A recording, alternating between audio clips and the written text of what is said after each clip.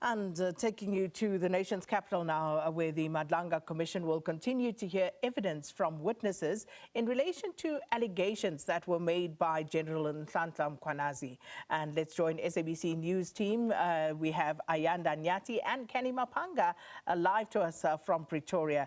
Ayanda, of course, we're still waiting and, of course, enjoying just how you guys are unpacking the previous day's proceedings, because they are really interesting, the finer details that we are hearing at the Commission.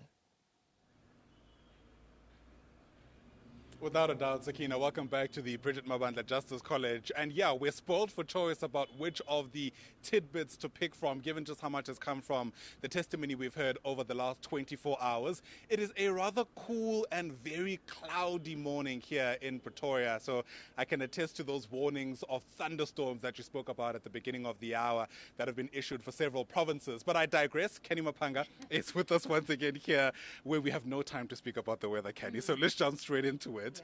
Yesterday, part of what came out from Dumisani Khumalo's testimony is this attempt, it seems, to derail the work of the political killings task team. And at some stage, he spoke about a false case that was apparently opened to that end, to try and distract essentially from the work that they were doing. And once again, familiar names coming up: Shadrach Sibiya, Vusimuzi Katmatlala.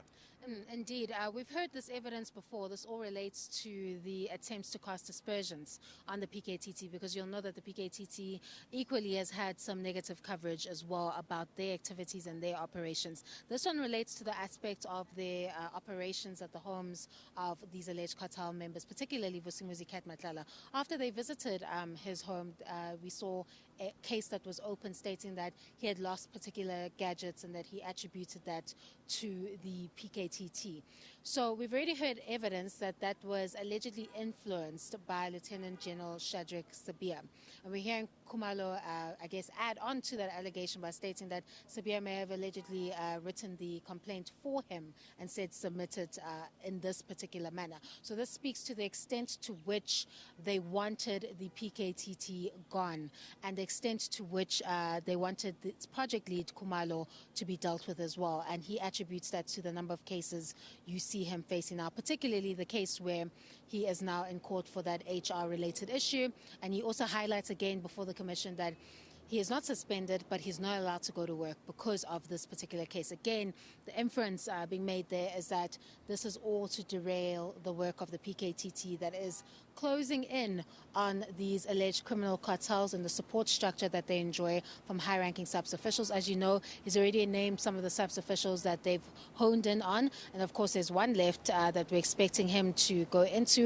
And then, of course, he's already illustrated a Big Five cartel, which he alleges operates within the Gauteng province. He gave us two names, but we know there were still blocks for three. So we know that investigations are ongoing. The PKTT is still doing its work. It still has those resources to do its work. So he was illustrating the extent to which attempts have been made to stop the work or the advancements that they were making in the investigations into criminal cartels. Absolutely. And of course, we're still waiting to see how the Commission will then pick up from that point today when we start at around 10 o'clock. That's the time we've been given, given just how long the inquiry was sitting yesterday. As soon as there's any update on that front, you can see I keep glancing at my phone because perhaps Jamie Michaels is watching and will give us an update that we can give straight to our viewers.